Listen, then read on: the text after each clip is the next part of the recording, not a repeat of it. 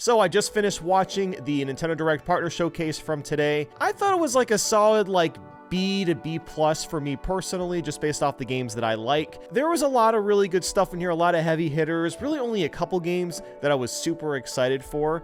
There was a couple of really strange things that were just not shown. We didn't see any Silk Song again, which, you know, it's kind of a meme at this point. I feel like everyone's kind of tired of talking about Silk Song at this point, but it is kind of funny. It didn't even show up in the sizzle reel. It just wasn't here. But let's go through the entire Direct, and we'll just kind of go over my thoughts. Now, before it even began, you know, the Direct, usually, you know, the live stream starts like 15 to 30 minutes before it actually begins. And this time, we got this nice little animation, and we got this really chill music, and I actually recorded a bunch of it so I could use it for this video. And I really liked the music. I thought it was nice and relaxing. And, you know, it was funny. I was talking to a couple friends, and they asked me, or someone said, like, what is the point of all these shapes? And I'm like, oh, they're building the hype. I don't know if that was the intention. I think it was just Nintendo making something to watch. That's probably all it was. I don't think it's that deep. Anyway, I like the chill music at the beginning. I think they need to start doing that for all these directs. Just have something playing, some sort of music to kind of get us in the mood for a direct. They immediately started by showing off Monster Hunter Stories 3. Now, I have not really played any Monster Hunter. I played a little bit of one of them. I think it was like Generations or something for like a few hours one time. And I thought it was fun. I just never got like super into it, I guess, but yeah, you know, Monster Hunter Stories, this is, it's the third one. Again, I don't know much about it, but, like, it looks nice. I guess, like, in terms of, like, the visual art style, it really reminds me of, like, a Fire Emblem game, like, especially, like, Fire Emblem Engaged. That's the art style that it really reminds me of, but the game looks pretty cool for what it is, and that's going to be coming out next year, so they showed a lot of stuff that's coming out this year, but also quite a few things coming out next year as well. Now, what I found to be really interesting was they actually clarified how they're going to be presenting Switch 1 and Switch 2 games. They, like, literally explained the entire process, and basically they had, like, these little icons saying, like, hey, if it's going to be on Switch 1 and Switch 2, you will literally see the icon. And I thought that was kind of interesting for them to highlight that. And I think it was also a really good thing, just because I know a lot of people are going to end up getting confused about what's a Switch 1 game, what's a Switch 2 game. So being this blatant about it and literally telling people and showing people what's going to be on what was a really good idea. It should help prevent some confusion. So I think it's kind of cool that they did that. After that, we saw another Kadamari game. I have not played Kadamari. I do have, I think, Reroll on Switch 1, and I still want to play that game. This game looks so silly. So at some point, I'm definitely going to be playing Kadamari. I don't know if I'll get this new one, but it kind of just looks like the same thing to me. If there are Kadamari fans in the comments, just let me know, how is this one different? Because it just looks like the exact same game. But, like, you know, that's cool. That's cool that another one is coming out. I don't even know if this is like a remake of another one. I think there's only a few Kadamari games out there, but I don't know. This one seems to be brand new because it's got like customization, and I don't think I've ever seen customization in these titles. So that's kind of neat. This is a game I will definitely be playing at some point. And after that, we got some Just Dance. Cool. Then was Dragon Ball Sparking Zero. I believe this game came out last year, and I remember people were talking this game up a lot, and they said it was really, really cool. I guess it's not really that surprising to see it get ported over to the Switch, but it's still nice to see it, just because, like, it is apparently a really good game. I'm not a really big...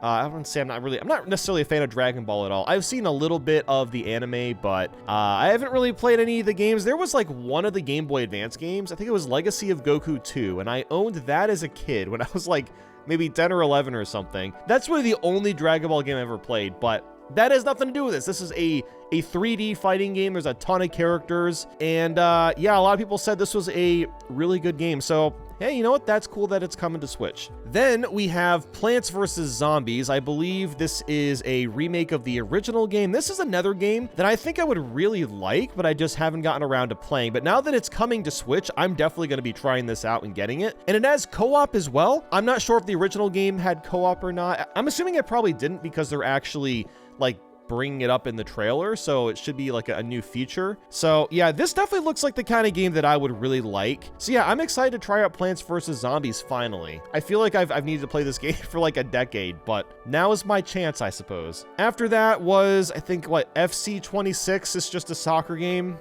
I got nothing to say. I don't really care. And after that was by far the most hype part of the trailer for me, Pac-Man World 2 Repack. Oh my God. Oh my freaking God. You don't understand? This is one of my most played GameCube games as a child, and I still love this game. This is still one of my favorite GameCube games, probably my favorite Pac-Man game of all time, and I am so goddamn excited for it. Holy crap, it looks so good. Oh man, it looks kind of, it looks the same and it looks different. It looks like the camera perspective is a little bit different. I'm gonna have to like replay a little bit of the original before playing this, because I want to see like how much of it is different, because with Pac-Man World 1 Repack, they did change a lot of things, especially the bosses. The bosses weren't that bad, though, in the second game. I actually think they were pretty solid, so I don't imagine a lot will be changed from the original compared to this remake. And something else that I think is so silly is the local co-op, and it looks like, I think it's just mouse mode. You can play this little robot dude, and you can just, like, shoot stuff. It looks kind of dumb, but I don't care. I am so goddamn excited to play this game, because I freaking loved the first World Repack. It was so much fun, and I already like Pac-Man World 2, so I am extremely excited to be playing this. It was at this point that I kind of turned my brain off. I wasn't paying that much attention, because I was hoping for just like one game that I was excited for, and it's just nice to see that one actually get a remake, because I remember that Namco ran a survey like a year or two ago asking, what games do you want to see us make? And I remember I was trying to tell everyone, hey, vote for World 2. They're listening to us. They're trying to get feedback. Vote for World 2, and it actually worked.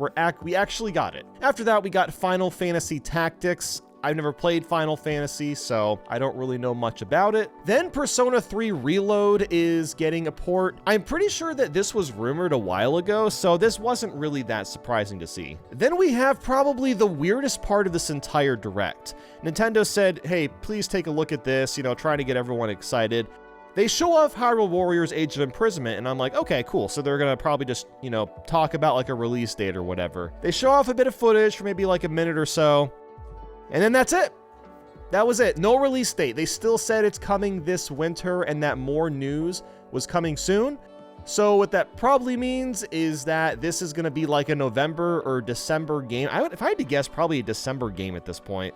And I guess they'll talk about it in the next direct. Like maybe they'll shadow drop a trailer and it's coming out in September or something. But why not just announce it right now? I mean, it's July 31st. We're basically in August. Because I've been hearing people say that this might be like a September game, and it still could, but I feel like they would have released an actual date. But no, there was just nothing here. It just seemed really out of place. I'm not really sure why they even bothered to include a trailer for this if they're not going to show a release date, but whatever. Then we got Madden. Cool. After that was Chilling by the Fire. It's just an indie game. It's a survivor kind of thing. I mean, I don't know. I'm just not super excited for stuff like this. I've already played a lot of games in this style, and this didn't really look that different from what I've played in the past. So like, okay, cool, I suppose. Following that was a pretty big hitter, Apex Legends. This is the kind of game I personally don't care about, but I know is gonna probably end up being a pretty big deal. Just because a lot of people play Apex Legends. It's one of the largest games of all time. It's like a Fortnite drop, right? That's kind of what Apex Legends is. So I'm not that surprised to see a game like this announced today, but it is still cool to kind of just see that Nintendo is getting these really massive games for their platform. So for people that like this game, that's great. But for me, I personally just don't really care.